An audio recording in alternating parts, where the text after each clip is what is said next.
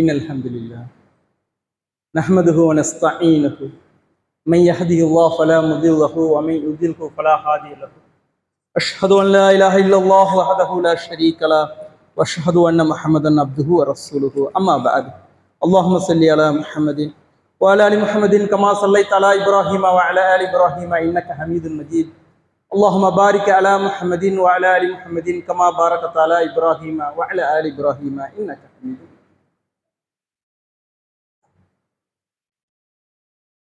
புகழனைத்தும் ஏக இறைவனான அல்லாஹ் ஒருவனுக்கே உரித்தானது. மாண்பும் உயர்வு மிக்க அல்லாஹுவை நாங்கள் போற்றி புகழ்கின்றோம். அவனிடமே நாங்கள் அனைத்து உதவியும் தேடுகிறோம். அல்லாஹ் யாருக்கு நேர் வழிகாட்டினானோ அவரை வழிகெடுப்பவர் எவரும் இல்லை. யாரை அவன் வழிகேட்டில் விட்டானோ அவருக்கு நேர் வழிகாட்ட எவரும் இல்லை. வணக்கத்துக்கு உரியவன் அல்லாஹுவை தவிர வேறு இறைவன் இல்லை. அவன் தனித்தவன், அவனுக்கு யாதொன்றும் இணையில்லை என்று நான் உளமாற சாட்சி சொல்கிறேன். மேலும் முஹம்மது ஸல்லல்லாஹு அலைஹி வஸல்லம் அல்லாஹுடைய திருத்தூதரும் அவனுடைய அடியாருமாக இருக்கிறார் என்று மேலும் நான் உலமாற சாட்சி சொல்கிறேன். அன்புக்கினிய சகோதர சகோதரிகளே, அல்லாஹ் கடமையாக்கி இந்த ஜும்மா தொழுகை தொழுவதற்காக அவனுடைய இல்லத்தில் அமர்ந்திருக்கும் நம் மீதும் நம் குடும்பத்தார் மீதும் இந்த சத்திய மார்க்கமான தீனில் இஸ்லாமை தன்னுடைய உயிர் மூச்சாக சுவாசித்த அந்த சஹாபாக்கள் மீதும் சஹாபிய பெண்களின் மீதும் அல்லாஹுவையும் மறுமை நாளையும் உறுதியாக நம்பி வாழ்கின்ற ஒவ்வொரு மூமின்கள் மீதும் முஸ்லிம் மீதும் அல்லாஹுடைய அன்பும் அருளும் என்றும் உண்டாகும் என்ற இறைஞ்சியவனாக இந்த ஜும்மா உரையை ஆரம்பிச்சுகிறேன். ஜும்மாவிற்காக எடுத்துக்கொள்ளப்பட்ட தலைப்பு அண்ணல் நபிய அழகிய முன்மாதிரி என்கின்ற தலைப்பு இந்த ஜும்மாவுக்காக எடுத்துக்கொள்ளப்பட்டிருக்கிறது. தலைப்புக்கு செல்வதற்கு முன்னால் அல்லாஹுடைய தூதர் இந்த சமூகத்துக்கு வலியுறுத்திய நபி மொழியை நினைவூட்டுகிறேன். அன் ஜாபிர் இப்னு அப்துல்லாஹ் ரலியல்லாஹு அன்ஹு قال قال رسول الله صلى الله عليه وسلم ان صدق الحديث كتاب الله واحسن الهدي هدي محمد وشر الأمور محدثاتها وكل محدثة بدعة وكل بدعة ضلالة وكل ضلالة في النار. ரவாஹு சுனன் நஸாயி. சுனன் நஸாயி என்கின்ற நூலில் பதிவு செய்யப்பட்ட செய்தி. ஜாபிர் இப்னு அப்துல்லாஹ் ரலியல்லாஹு அவர்கள் அறிவிக்கிறார்கள், நபி ஸல்லல்லாஹு அலைஹி வஸல்லம் சொன்னார்கள், செய்திகளில் உண்மையானது அல்லாஹுடைய வேதமான குர்ஆன் ஆகும். வழிகாட்டுதலில் அழகானது நேர்த்தியானது முஹம்மது ஸல்லல்லாஹு அலைஹி வஸல்லம் அவர்களுடைய வழிகாட்டுதலாகும். காரியங்களில் மிகவும் கெட்டது தீனின் பெயரால், அல்லாஹுடைய மார்க்கத்தின் பெயரால் புதிதாக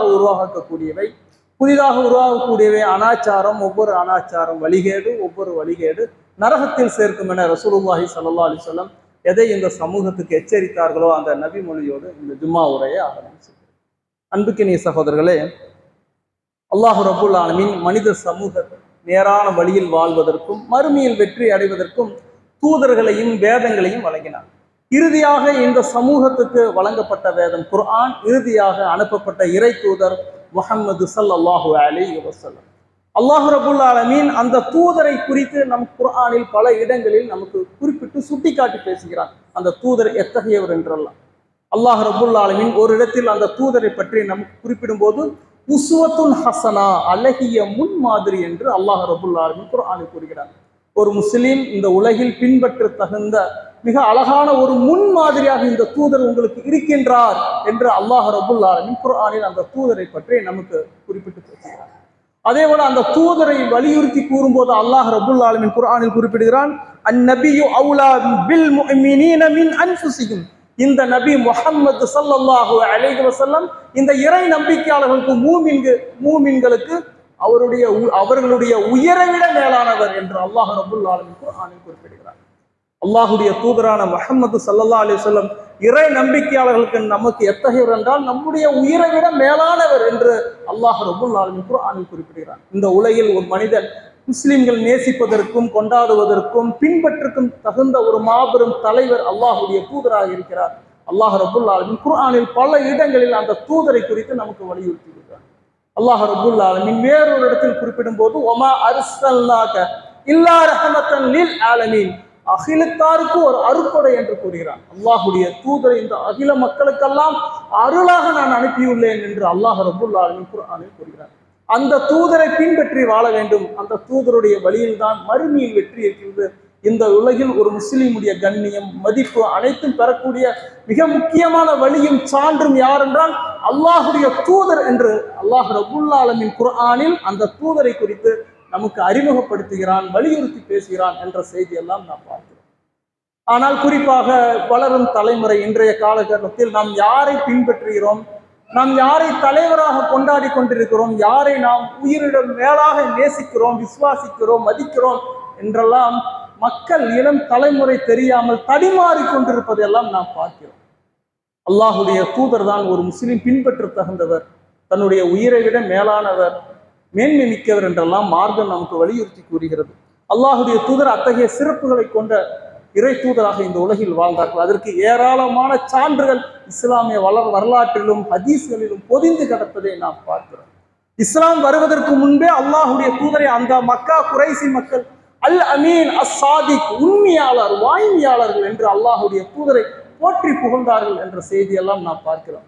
இந்த உலகில் வாழ்ந்த ஒரு சிறந்த மனிதராக, ஒரு வணிகராக, ஒரு பெரும் செல்வந்தராக, ஒரு தந்தையாக, ஒரு கணவனாக, மிக பெரும் ஒரு ஆட்சி தலைவராக, ஆட்சியாளராக அல்லாஹுடைய தூதர் வாழ்ந்தார்கள், மக்களுக்கு வழிகாட்டினார்கள் என்ற செய்தியெல்லாம் நாம் பார்க்கிறோம். அதில் மிக முக்கியமானது இந்த உலகில் மனிதர்களுக்கு கற்றுத்தந்த சுயமரியாதை, தன்மானம், சமத்துவம், இதையெல்லாம் இந்த மனித சமூகத்துக்கு அல்லாஹுடைய தூதர் கற்றுத்தந்தார்கள் என்ற செய்தியெல்லாம் நாம் பார்க்கிறோம். அதுக்கு ஏராளமான சான்றுகள் நபி மொழிகளில் புதைந்து கிடைக்கின்றன என்பதை நாம் பார்க்கிறோம்.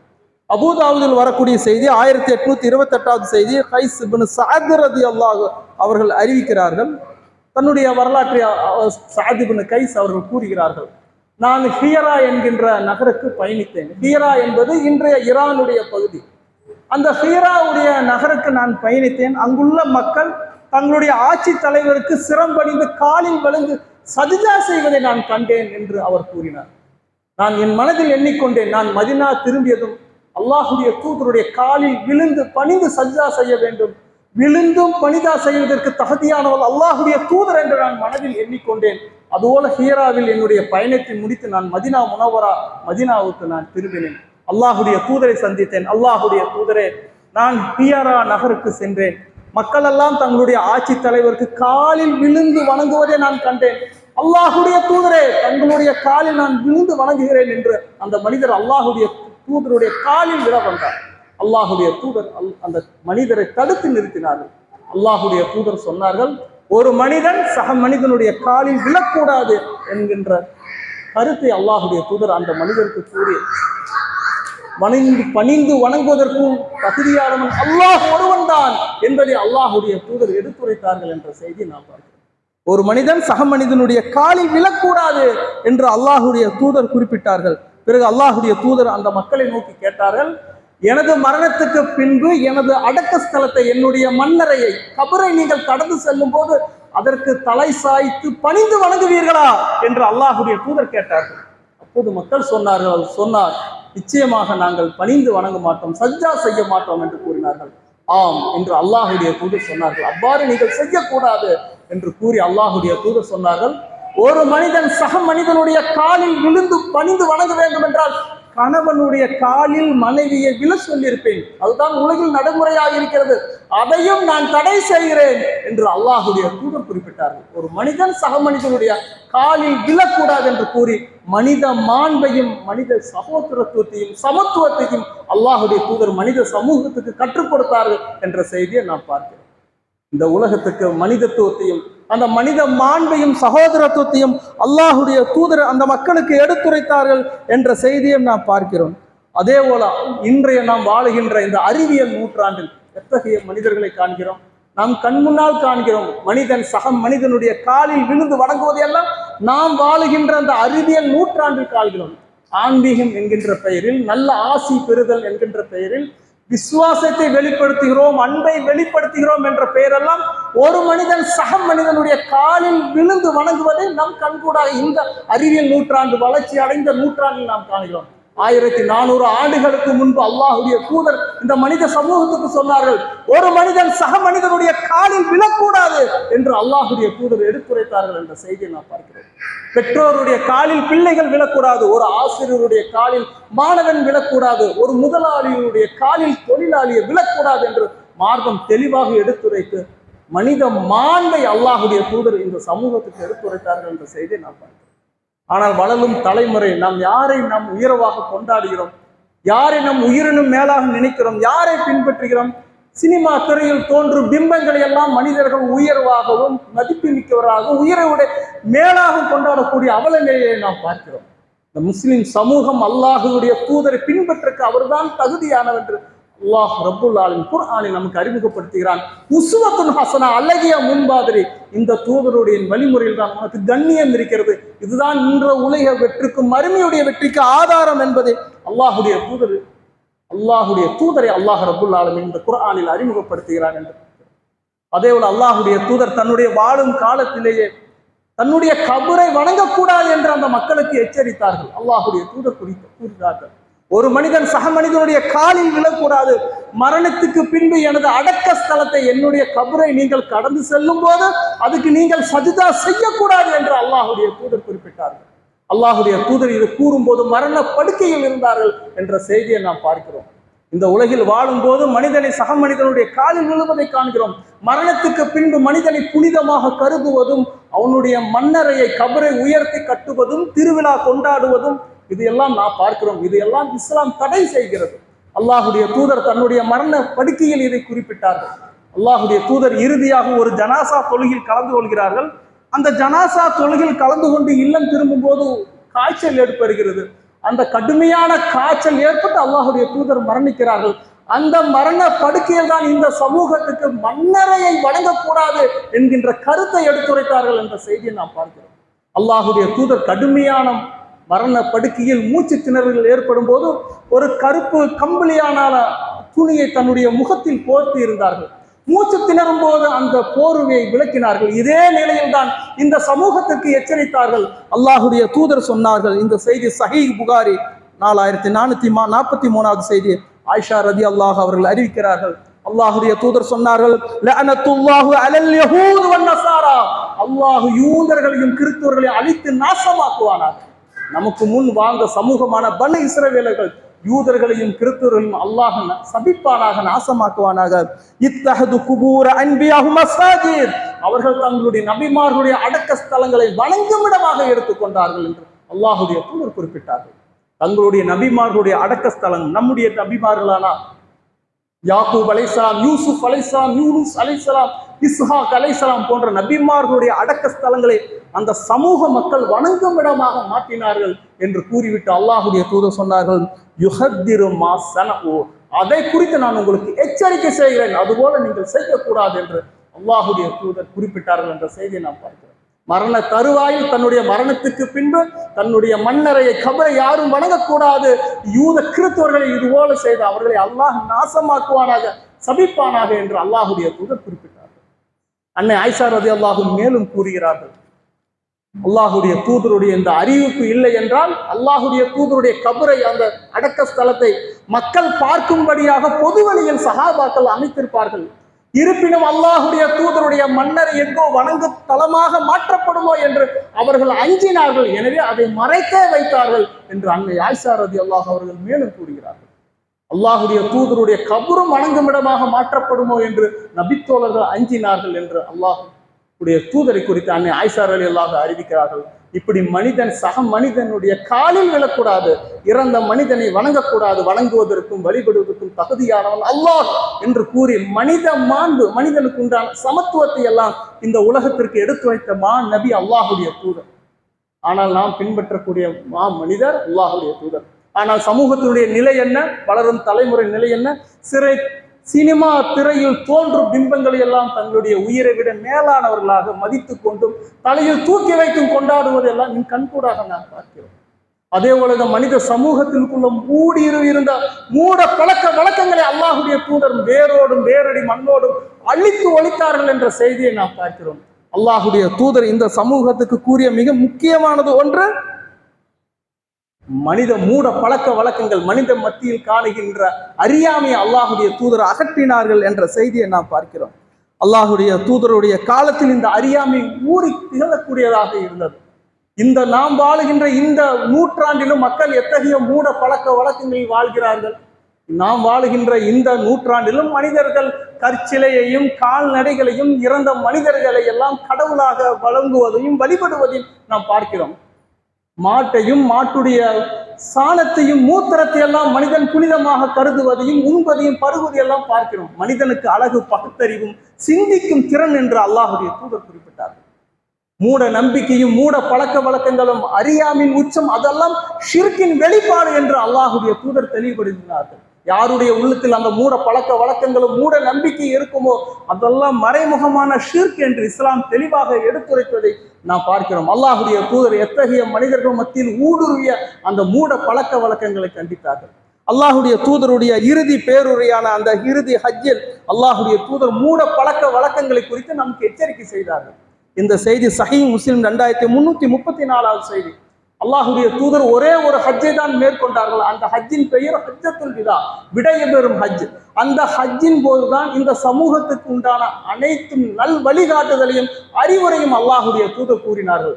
அந்த ஹஜ்ஜத்துல் விதாவில் அரஃபா பெருவெளியில் ஆற்றிய உரை இஸ்லாமிய வரலாற்றில் மிக முக்கியமான உரை. அந்த உரையில் என்ன அல்லாஹுடைய தூதர் பேசினார்கள் என்பதை ஒவ்வொரு முஸ்லிம் அறிந்திருப்பது மிக அவசியம். அந்த உரையில் அல்லாஹுடைய தூதர் மூட பழக்க வழக்கங்கள், மூட நம்பிக்கையை பற்றி குறிப்பிட்டார்கள். அல்லாஹுடைய தூதர் சொன்னார்கள், குல்லு ஷையின் மின் அம்ரி ஜாஹிலியத்தி தஹத்து கதமி மாவுன். அறியாமை காலத்து மூட பழக்க வழக்கங்கள்லாம் என்னுடைய பாதங்களுக்கிடையே புதைக்கப்பட்டவை என்று அல்லாஹுடைய தூதர் குறிப்பிட்டார்கள். அறியாமை காலத்தில் மக்கள் மத்தியில் காணப்படுகின்ற எல்லா மூட பழக்க வழக்கங்கள் எல்லாம் என்னுடைய பாதங்களிடையில் புதைக்கப்பட்டவை என்று அல்லாஹுடைய தூதர் தெளிவாக மக்களுக்கு எடுத்துரைத்தார்கள் என்ற செய்தியை நாம் பார்க்கிறோம். மனிதர்களுக்கு மத்தியில் எத்தகைய மூட பழக்கங்கள் ஊடியிருக்கிறது. மனிதர்களுக்கு மத்தியில் சகுனம் என்கின்ற மூட பழக்க வழக்கம் இன்றும் மூடியிருக்கிறது. அல்லாஹுடைய தூதர் அதை குறித்து நமக்கு கடுமையாக எச்சரிக்கை செய்கிறார்கள். முஸ்னத் அஹ்மதுல வரக்கூடிய செய்தி 6748 செய்தி. அல்லாஹுடைய தூதர் சொன்னார்கள், யார் சகனம் பார்த்து தன்னுடைய காரியத்தை மாற்றுகிறாரோ அவர் அல்லாஹுக்கு இணை கற்பித்து விட்டார் என்று அல்லாஹுடைய தூதர் சொல்கிறார்கள். ஒரு குறிப்பிட்ட நேரத்தையும் குறிப்பிட்ட காலத்தையும் மனிதர்களை வைத்து யார் சகனம் பார்க்கிறார்களோ, சகனம் பார்த்து தன்னுடைய காரியத்தை மாற்றக்கூடியவன் அல்லாஹுக்கு இணை கற்பித்து விட்டான் என்று அல்லாஹுடைய தூதர் குறிப்பிட்டார்கள். ஷிர்க் என்பதை அல்லாஹுடைய தூதர் தெளிவாக எடுத்துரைத்தார்கள். அதே போல சஹீஹ் முஸ்லிம் வரக்கூடிய செய்தி 1971 செய்தி. அல்லாஹுடைய தூதர் சொன்னார்கள், யார் ஒரு சோதிடரிடம் சென்று அவன் சொல்கின்ற அந்த குறிச்சொல், வருங்காலத்தை பற்றி கூறுகின்ற அந்த குறிச்சொல்லை யார் உண்மை என்று நம்புவானோ அவன் முஹம்மது ஸல்லல்லாஹு அலைஹி வஸல்லம் அவர்களுக்கு அருளப்பட்ட குர்ஆனை மறுத்தவனாவான் என்று அல்லாஹுடைய தூதர் குறிப்பிட்டார்கள். ஒரு சோதிடன் கூறுகின்ற அந்த வருங்கால குறிச்சொல் நம்பக்கூடியவன் அல்லாஹுடைய தூதருடைய குர்ஆனை மறுத்தவனாவான் என்று அல்லாஹுடைய தூதர் தெளிவாக எடுத்துரைத்தார்கள் என்ற செய்தியை நாம் பார்க்கிறோம்.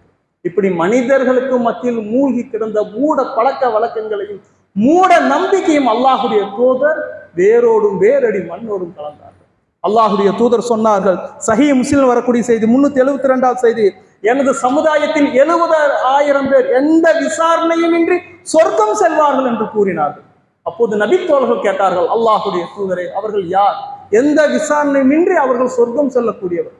அல்லாஹுடைய தூதர் சொன்னார்கள், அவர்களை பற்றி அவர்கள் ஓதி பார்க்க மாட்டார்கள் என்று கூறினார்கள். ஓதி பார்க்க மாட்டார்கள் என்றால் மந்திரிக்க மாட்டார்கள். விசக்கடி நோய் இது போல ஏற்படும் போது முஷ்ரிக்குகளிடம், அல்லாஹ்க்கு இணை கற்பிக்கக்கூடிய மக்களிடம் சென்று மந்திரித்து பார்க்குதல், ஓதி பார்க்குதல், அத்தகைய ஓதி பார்க்க மாட்டார்கள் என்று அல்லாஹுடைய தூதர் சொன்னார்கள். இரண்டாவதாக சொன்னார்கள், அவர்கள் பறவை சகனம் பார்க்க மாட்டார்கள் என்று சொன்னார்கள். சகனம் பார்ப்பது, பறவைகளை வைத்து சகனம் பார்க்க மாட்டார் என்று சொன்னார்கள்.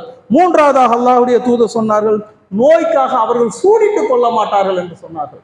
அறியாமை காலத்தில் ஒரு மூட பழக்க வழக்கம் ஒன்று, நோய் ஏற்படும் போது தங்கள் உடலில் சூடிட்டுக் கொள்வது, அவர்கள் சூடிட்டுக் கொள்ள மாட்டார்கள் என்று அல்லாஹுடைய தூதர் சொன்னார்கள். அவர்கள் மேலும் எத்தவர்கள் என்றால் அல்லாஹின் மீது உறுதியான நம்பிக்கை கொண்டவர்கள் என்று அல்லாஹுடைய தூதர் சொன்னார்கள்.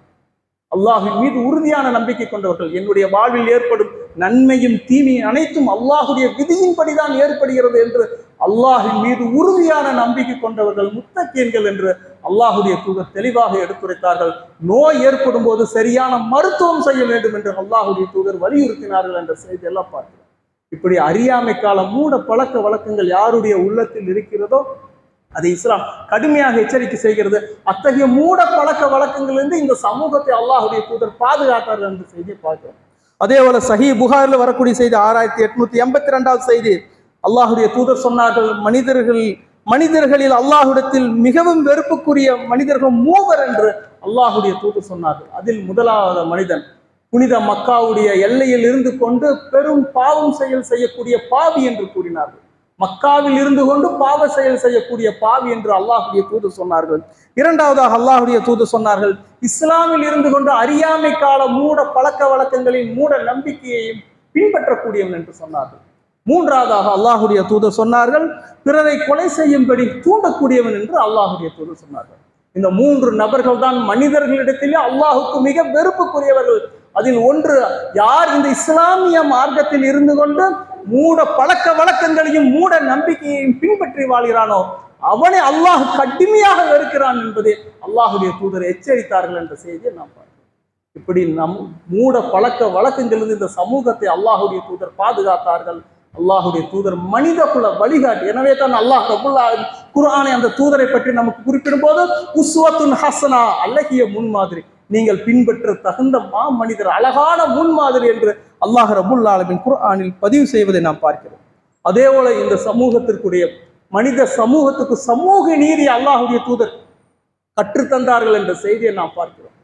நீதி என்பது வலியோர்கள் எளியோர்களை அடக்கி ஆள்வதும், மனிதர்களை பார்த்து நீதி வழங்குகின்ற காலகட்டத்தில் அல்லாஹுடைய தூதர் மனிதர்களுக்கு மத்தியில் சமூக நீதியை நிலைநாட்டர்கள், நீதியை வழங்கினார்கள் என்ற செய்தியை நாம் பார்க்கிறோம். அல்லாஹுடைய தூதர் ஒரு நபி மட்டுமல்ல, மிக பெரும் ஒரு ஆட்சி தலைவர், மிக பெரும் ஒரு ஆட்சியாளராக இருந்தார்கள். எத்தகைய ஆட்சியாளர்கள்? நாம் வாழுகின்ற இந்திய நிலப்பரப்புக்கு இணையான ஒரு நிலப்பரப்பின் ஒரு அரசராக, ஒரு ஆட்சியாளராகத்தான் அல்லாஹுடைய தூதர் இருந்தார்கள்.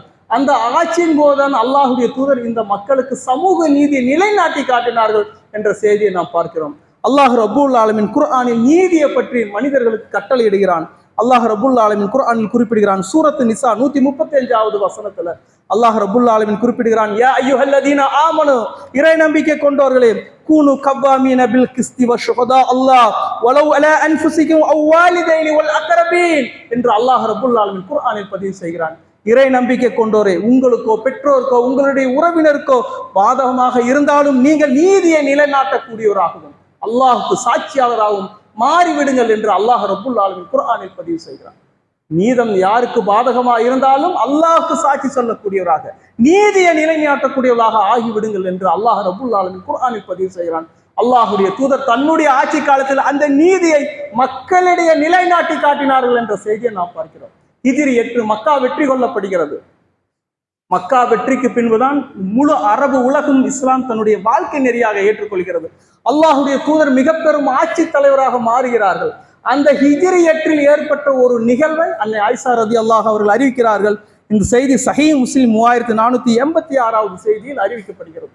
அந்த ஹிஜ்ரி 8 மக்காவில் குறைசி சமூகத்தில் மக்சூமி என்கின்ற ஒரு குடும்பத்தைச் சேர்ந்த உயர் குடும்பமாகவும் செல்வ செழிப்பமாக பாரம்பரியமான குடும்பத்தை சேர்ந்த ஒரு பெண் திருடி விட்டாள் என்ற செய்தி மக்கா குறைசிகளுக்கு கேள்விப்படுகிறது. திருடினால் கை வெட்டப்படும் என்பது இஸ்லாமிய ஷரியாவுடைய சட்டம். அல்லாஹுடைய தூதரிடத்தில் இந்த வழக்கு வந்தால் மீன் கை வெட்டப்படும். இதை குறித்து யார் அல்லாஹுடைய தூதரிடத்தில் பரிந்துரை பேசுவது என்று அந்த மக்கா குறைசிகள் தங்களிடையே ஆலோசித்தார்கள். இறுதியாக அவர்கள் உசாமா இப்னு ஸைத் என்பவரை தேர்ந்தெடுத்தார்கள். யார் இந்த உசாமா இப்னு ஸைத்? அல்லாஹுடைய தூதர் இஸ்லாம் வருவதற்கு முன், அல்லாஹுடைய தூதர் இறை தூதராக நியமிக்கப்படுவதற்கு முன் அந்த மக்காவில் அல்லாஹுடைய தூதர் வாழ்ந்து கொண்டிருக்கும் போது ஸைத் இப்னு ஹாரிஸா என்பவரை தன்னுடைய வளர்ப்பு பிள்ளையாக எடுத்து அல்லாஹுடைய தூதர் வளர்த்தார்கள். அந்த வளர்ப்பு பிள்ளையின் மீது அல்லாஹுடைய தூதர் அளவு கடந்த அன்பும் பாசமும் கொண்டிருந்தார்கள். அந்த வளர்ப்பு பிள்ளையினுடைய பிள்ளைதான் உசாமா இப்னு ஸைத். அந்த உசாமா இப்னு ஸைதின் மீது அல்லாஹுடைய தூதர் அளவு கடந்த அன்பும் பாசமும் கொண்டிருந்தார்கள். அந்த உசாமா இப்னு ஸைதை வைத்துதான் இந்த சட்டத்தை குறித்து அல்லாஹுடைய தூதரிடத்தில் பரிந்துரை செய்வோம் என்று அவர்கள் பேசிக் கொண்டார்கள். வழக்கு அல்லாஹுடைய தூதரிடம் வருகிறது. அல்லாஹுடைய தூதர் அந்த வழக்கை விசாரித்துக் கொண்டிருக்கும் போது உசாமா இப்னு ஸைத் கூறினார்கள், அந்த பெண்ணுக்காக பரிந்துரை பேசினார்கள். அல்லாஹுடைய தூதருடைய முகம் கோபத்தால் நிறம் மாறியது. அல்லாஹுடைய தூதர் உசாமா இப்னு ஸைதை நோக்கி கேட்டார்கள், அல்லாஹுடைய தண்டனைய விஷயத்தில் எனக்கு நீ பரிந்துரை பேசுகிறாயா என்று கூறிவிட்டு அன்று மாலை பொழுது அல்லாஹுடைய தூதர் மக்களிடையே எழுந்து உரையாற்றினார்கள். அல்லாஹுடைய தூதர் மக்களிடையே எழுந்து அல்லாஹுவை அவனுடைய தகுதிக்கு தகுந்தமாறு போற்றி புகழ்ந்து விட்டு பிறகு மக்களிடையே சொன்னார்கள், மக்களே, உங்களுக்கு முன் வாழ்ந்த சமூகம் அழிந்து போனதற்கு காரணம் என்னவென்று தெரியுமா? அவர்களுடைய உயர் குலத்தார் ஒரு தவறை செய்துவிட்டால் அவர்கள் விட்டு விடுவார்கள். அவர்களுக்கிடையே பலவீனமான மக்கள் ஒரு தவறை செய்துவிட்டால் அவர்கள் மீது தண்டனை சட்டத்தை நடைமுறைப்படுத்துவார்கள் என்று அல்லாஹுடைய தூதர் கூறினார்கள். மேலும் அல்லாஹுடைய தூதர் சொன்னார்கள், இந்த முஹம்மதினுடைய உயர் எவன் கைவசம் இருக்குமோ அந்த அல்லாஹின் மீது சத்தியமாக அல்லாஹுடைய தூதர் சொன்னார்கள், என் மகள் பாத்திமா திருடினாலும் கை வெட்டப்படும் என்று அல்லாஹுடைய தூதர் சொன்னார்கள். கட்டளையிட்டார்கள், கை வெட்டப்படட்டும் என்று அல்லாஹுடைய தூதர் சொன்னார்கள். கை வெட்டப்பட்டது என்ற செய்தியை நாம் பார்க்கிறோம். மக்களிடையே சமூக நீதியை நிலைநாட்டி காட்டினார்கள். மிக பெரும் ஆட்சி தலைவராக இருந்தார்கள் என்ற செய்தியெல்லாம் பார்க்கிறோம். இப்படி மனித சமூகத்துக்குரிய வழிகாட்டி, ஒரு முஸ்லிம் பின்பற்றுவதற்கும் உயிரை விட மேலாக நேசிப்பதற்கும் கொண்டாடுவதற்கும் தகுதியான மாமனிதர் அல்லாஹுடைய தூதர் என்று அல்லாஹ் ரப்புல் ஆலமீன் குர்ஆனில் குறிப்பிடுகிறான். அந்நபியு அவுலா பில் முஃமினீன அன்ஃபுஸிஹிம், இந்த நபி முஹம்மது மூமின்களுடைய உயிரை விட மேலானவர். உஸ்வத்துன் ஹசனா, அவரிடத்தில் தான் உங்களுக்கு அழகிய முன்மாதிரி இருக்கிறது. ஆனால் நிலை என்ன? சமூகத்தின் நிலை என்ன? யாரை நாம் கொண்டாடுகிறோம், யாரை பின்பற்றுகிறோம், யாரை உயிரை விட மேலாக நேசிக்கிறோம்? திரையில் தோன்றும் பிம்பங்களையும் பொய் தோற்றங்களை எல்லாம் இன்றைய சமூகம் கொண்டாடுவதையும் மனம் மகிழ்வதையும் தடுமாறி கொண்டிருப்பதையெல்லாம் பார்க்கிறோம். இந்நிலை மாறி அல்லாஹுடைய தூதரை பின்பற்றக்கூடிய நல் முஸ்லிம்களாக அல்லாஹ் ரப்புல் ஆலமீன் நம்மை ஆக்குவான் என்று கூறியவனாக முதல் உரையை நிறைவு செய்கிறேன்.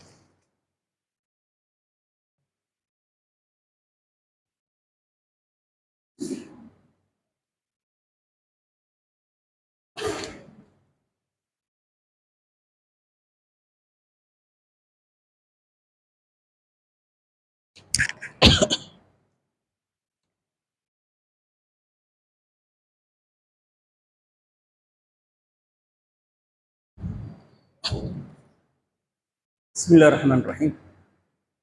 அண்ணல் நபிய அழகிய முன்மாதிரி, அல்லாஹுடைய தூதர் தான் அழகிய முன்மாதிரி. அவரிடத்தில் தான் நேரான வழியும் இந்த மறுமையுடைய வெற்றிக்கும் இந்த உலக வெற்றிக்கும் ஒரு முஸ்லிமிடத்தில் மிக முக்கிய சான்று இருப்பதை எல்லாம் அல்லாஹ் ரப்புல் ஆலமீன் குர்ஆனில் குறிப்பிடுவதை நான் பார்க்கிறோம். அல்லாஹ் ரப்புல் ஆலமீன் அந்த நபியை குறித்து குர்ஆனில் நமக்கு வலியுறுத்தி கூறுகின்ற செய்தி, அல்லாஹ் ரப்புல் ஆலமீன் சூரத் ஆல இம்ரான் 31வது ஆயத்தில் அல்லாஹ் ரப்புல் ஆலமீன் குர்ஆனில் குறிப்பிடுகிறான். குல், நபியை நீங்கள் சொல்லுங்கள், இன் குன்தும் துஹிபூன அல்லாஹ ஃபத்தபிஊனி, நீங்கள் அல்லாஹுவை விரும்புகிறீர்கள் என்றால் என்னை நீங்கள் பின்பற்றுங்கள் என்று நபியே இந்த மக்களுக்கு எடுத்துரைப்பீராக. யுஹிபுக்குமுல்லாஹ் யஃபிர் லக்கும் துனூபக்கும், அல்லாஹ் உங்களை விரும்புவான், உங்களுடைய பாவங்களை மன்னிப்பான் என்று அல்லாஹ் ரப்புல் ஆலமீன் குர்ஆனில் அறிவிப்பு செய்கிறார். அல்லாஹுடைய தூதரை பின்பற்றும் முதல்தான் அல்லாஹுடைய மன்னிப்பும் அவனுடைய அன்பும் நமக்கு இருக்கிறது என்பதை அல்லாஹ் ரப்புல் ஆலமீன் குர்ஆனில் வலியுறுத்துகிறான். அதேபோல அல்லாஹ் ரப்புல் ஆலமீன் குர்ஆனில் கூறுகின்ற செய்தி, அல்லாஹுவையும் மறுமை நாளையும் நம்பிக்கை கொண்டு அல்லாஹுவை நன்கு நினைவு கூறும் உங்களுக்கு அல்லாஹுடைய தூதரிடம் தான் அழகிய முன்மாதிரி இருக்கிறது என்பதை அல்லாஹ் ரப்புல் ஆலமீன் சூரத்துல் அஹ்ஸாபில் பதிவு செய்கிறான் என்ற செய்தியை நான் பார்க்கிறோம். அல்லாஹுடைய தூதர் குறிப்பிடுகிறார்கள். இந்த செய்தி சஹீஹ் புகாரி 15வது செய்தி. நபி ஸல்லல்லாஹு அலைஹி வஸல்லம் சொன்னார்கள், உங்களில் ஒருவருக்கு அவரின் தந்தை அவரின் குழந்தைகள் ஏனைய மக்கள் அனைவரையும் விட நான் அன்புக்குரியன் ஆகும் வரை உண்மையான இறை நம்பிக்கையாளராக மாட்டீர்கள் என்று அல்லாஹுடைய தூதர் குறிப்பிட்டார்கள். ஒரு மனிதனுடைய அவனுடைய மனைவி, பிள்ளை, அவனுடைய தந்தை, மற்ற எல்லா மனிதர்கள் விட நான் அன்புக்குரியன் ஆகும் வரை உண்மையான இறை நம்பிக்கையாளர் ஆக முடியாது, உங்கள் ஈமான் முழுமை அடையாது என்பதை அல்லாஹுடைய தூதர் குறிப்பிடுகிறார்கள். இந்த உலகில் நாம் நேசிக்கின்ற மனைவி, பிள்ளைகள், தந்தை, இவர்களை விட மேலாக நேசிக்க தகுந்த மனிதர் யார் என்பதை அல்லாஹுடைய தூதர் குறிப்பிடுகிறார்கள். அல்லாஹுடைய தூதர் தான் என்று கூறுகிறார். இந்த உலகில் ஒரு முஸ்லிம் யாரை அதிகம் நேசிக்க வேண்டும்? தன்னுடைய உயிரினும் மேலாக அல்லாஹுடைய தூதரை, மனிதர்களில் அதற்கு மேலாக அல்லாஹ் ரப்புல் ஆலமீனுக்கு எப்படி இணை கற்பிக்க கூடாதோ அதே போல அல்லாஹுடைய நேசம் போல யாரிடத்தில் எந்த நேசமும் இல்லை. அதற்கடுத்து மனிதர்களில் அல்லாஹுடைய தூதரை நேசிக்க வேண்டும் என்று இஸ்லாம் இப்படித்தான் நமக்கு வழிகாட்டுவதை நாம் பார்க்கிறோம். அல்லாஹ் ரப்புல் ஆலமீன் குர்ஆனில் குறிப்பிடுகிறான், அந்நபியு அவுலா மின் முஃமினீன மின் அன்ஃபுஸிஹிம், இந்த நபி முஹம்மது ஸல்லல்லாஹு அலைஹி வஸல்லம் அல்லாஹுடைய தூதர் மூமின்களுக்கு இறை நம்பிக்கையாளர்களுக்கு அவர் உயிரை விட மேலானவர் என்று அல்லாஹ் ரப்புல் ஆலமீன் குர்ஆனில் குறிப்பிடுகிறான். அந்த நபியை பின்பற்றுவோமாக. அந்த நபியினுடைய வாழ்விதான் அழகிய முன்மாதிரி இருக்கிறது. அதன் மூலம் தான் இந்த உலகிலும் மறுமையிலும் வெற்றி அடைய முடியும் என்று மார்க்கம் நமக்கு வலியுறுத்தி கூறுகிறது. அதை ஏற்று வாழக்கூடிய நன்மக்களாக அல்லாஹ் ரப்புல் ஆலமீன் நம்மை ஆக்குவானாக. வாஹிர் தாவானா அனில் ஹம்துலில்லாஹி ரப்பில் ஆலமீன்.